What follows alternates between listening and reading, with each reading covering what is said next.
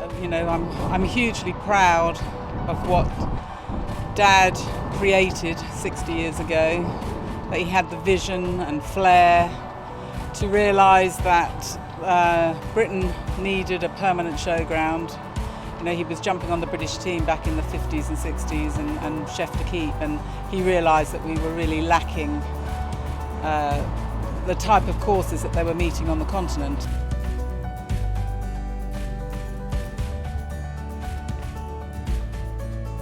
And it's the glue that keeps us all together as a family. We're all involved. 6 of the 9 siblings live on the estate, and it's very special to all of us. And it's very heartwarming also to see my own children, my nephews and nieces, all so interested.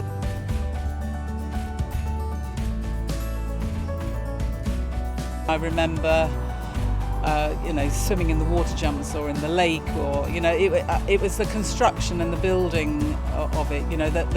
Even what you think is a natural landscape here. The ground that slopes back behind the Devil's Dyke.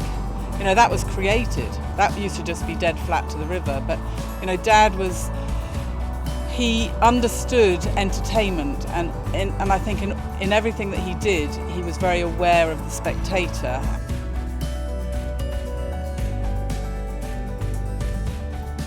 I love Derby Day. That's always my favourite day of the year.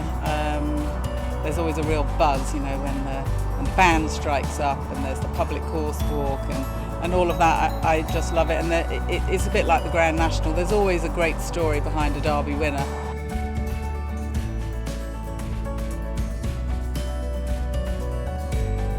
Really family related. As a youngster, I rode in the main ring. I was very proud when both of my children, like on our school's day, they both qualified to jump in there. And the same, like Chloe's kids are now coming through. I remember Chloe, when she won the Speed Derby, was a great day. So, I think anything that's sort of family related. Buddy Bunn winning, he was homebred.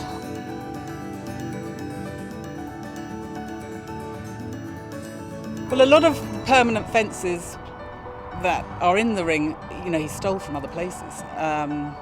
The Cornishman in the middle, that came from Lucerne. The idea for the Devil's Dyke, although it's named after a local landmark, that came from Aachen.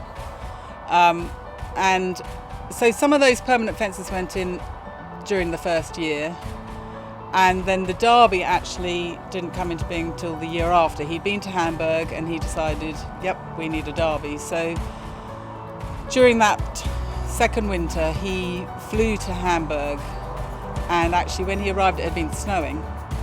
And so when he went to measure the bank, what he didn't take into account was that there was probably 18 inches of snow on the top. So our bank is bigger than the bank in Hamburg.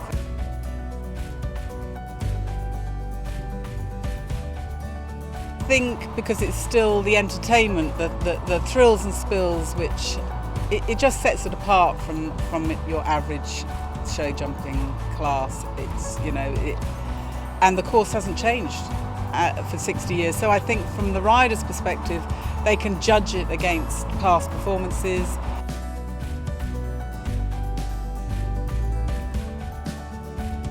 It was also special the year that Dad died. It had been a really tough week for all of us. He'd only died the week before the show, and so all week people had been commiserating, and I was also having to. I was heavily involved in organising his funeral, which is the day after the show. So what with running that and organising his funeral, which was, a big affair, it was very fitting that year it was won by William Funnell, who's one of my best friends. And he said that he felt that Dad was sat on his shoulder, taking him round, and it just seemed very poignant and apt that was the case.